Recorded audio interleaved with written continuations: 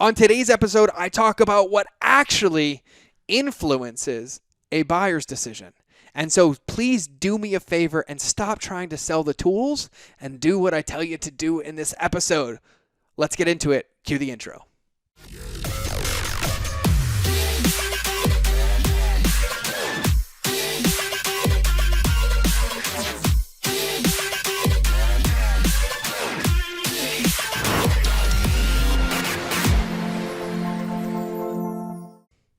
Welcome to another Monday Minute. And today we have a really good question. I have it written down right next to me. What actually influences a buying decision?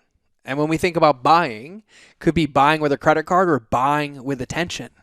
But one of the things that has been popping up all over the place and coming up over and over and over in questions I've been asked and people in my courses and students and clients is what influences a buying decision. And the answer to that is not by selling the modalities, not by selling the features and the benefits, but it's by selling the afterstate. And what do I mean by the afterstate? Like, we understand that a protein powder is a good protein powder, but nobody is buying the protein powder to have the protein powder. Nobody's hoarding protein powder or collecting it, and if there are, I'm sure it's the internet, you can find one. But they're buying the protein powder to utilize it to get to an afterstate, to get to a different state of their life, a stronger body, more recovery, right? A weight loss, right? And the protein is the tool, right? And so another example would be a car. But we don't just sell cars, we sell different brands with different features, not because we're buying, quote unquote, just the quote unquote car. We're buying the afterstate that comes with it, the social status, the convenience, a car that drives itself, the cruise control that's adaptive, the tech inside of it. But what that's really doing isn't just giving us a benefit in the car, it's giving us a benefit in our life. It's allowing us to do something, right? So when we think about this, buying decisions are not logical, they're emotional. Tools are logical. Like, you know what a hammer does, right? You know what a hammer does, but it's just a tool. You need a plan and a carpenter to build the house. And so when we think about it, what people want is they want to buy the house, right? And then once they're clear on buying the house, then we give them the tools that help them get there. And I've just been seeing a whole lot of this and getting asked all the time, like, people won't buy. I'm like, they don't care how many modules are in your course. Like, if you think about it, if I was like, hey, if you give me $5,000, I will 10x your business with one 1-hour video. Or if you give me $5,000, I'll 10x your video with 56 10-minute videos. Of course, you're going to choose the path of least resistance. But really what you're hearing is that they just want to 10x their business, right? And they're willing to invest that. And so when I go into selling the features, right, of like, it has this and this many modules and this many this and this many this, what I'm actually doing is what Jonah Berger calls in creating reactance. I'm pushing people further away because I'm overcomplicating it and I'm making it logical and removing it from the emotion. I'm taking it from their heart and into their head. But all the decisions, even where they give us attention, nobody follows you on Instagram because you tell them that you're going to post an image every day at X time. It's what's in the image that they're pursuing. You posting daily is what creates consistency, right? But that's not what they're after. That's not what they're following you. They're not following you for your consistency.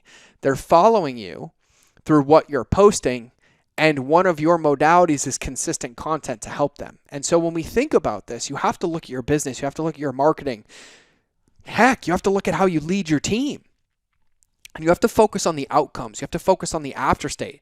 And a prime example of this is Apple, right? Like, you won't go find Apple marketing that's like, it has this processor and this. Now, with their Apple events, yes, but if you look at their commercials, what do they help you do? They help you simplify photography. They show you how good your photos will look, how easy your phone is to use.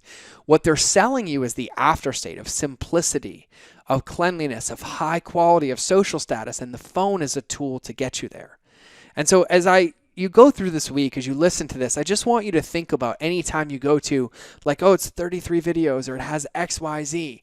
Like, I love the fact that some supplements are USDA organic, and I love that they're grass-fed, and I love that they're gluten-free, right?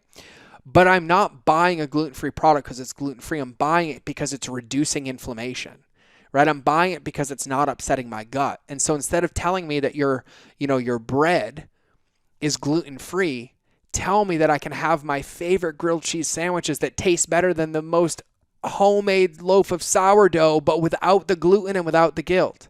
And I'm in.